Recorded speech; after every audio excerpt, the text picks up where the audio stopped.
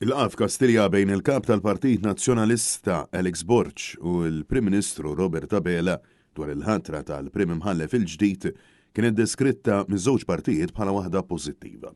Il-ġimgħa fil-għaxija fit-tmiem din il-laqgħa li fiha l-kap tal-Partit Nazzjonalista kien akkumpanjat mix-Shadow Minister Joe Giglio, Alex Borch insista mal-ġurnalisti li hu se jkun qed jibqa' miftuħ għad-diskussjoni kif ilu jisħaq għal dawn il-ġimgħat.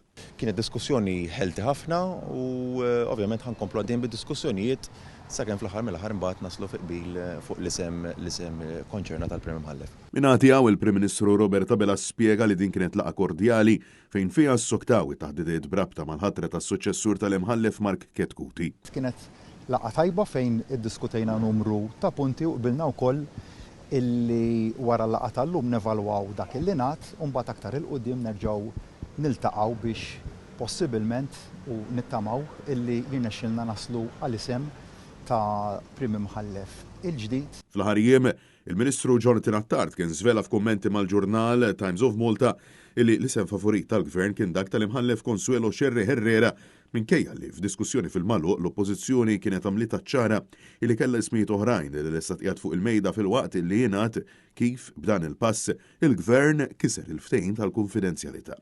Minkejja dan, Robert Abela insista li jtgħid vot fil-Parlament u minkejja illi kien ċert illi ma dan il-vot ma kienx se jġib il-maġġoranza taż-żewġ terzi tal-voti fil-Kamra ta' Rappreżentanti kif inhu mitlub kostituzzjonalment.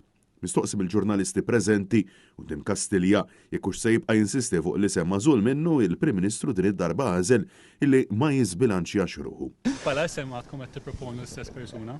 Naħseb nemmen illi l-ispirtu tal-konfidenzjalità li qbilna li għandu jinżamm jipprekludini milli nidħol f'dak id-dettall.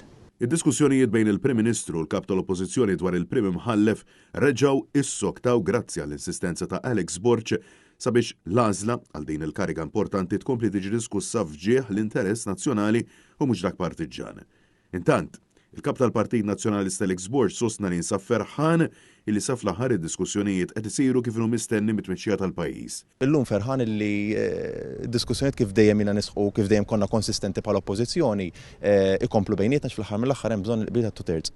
Dan kollu wara illi intervjeniet il-President tar-Repubblika Miriam Spiteri de Bono fuq l-insistenza ta' Alex Borch tant illi l-ħamis fil-għaxija sejħet kemm għall-Prim Ministru u anke għall-Kap tal-Oppożizzjoni fejn appellat sabiex tinstab soluzzjoni.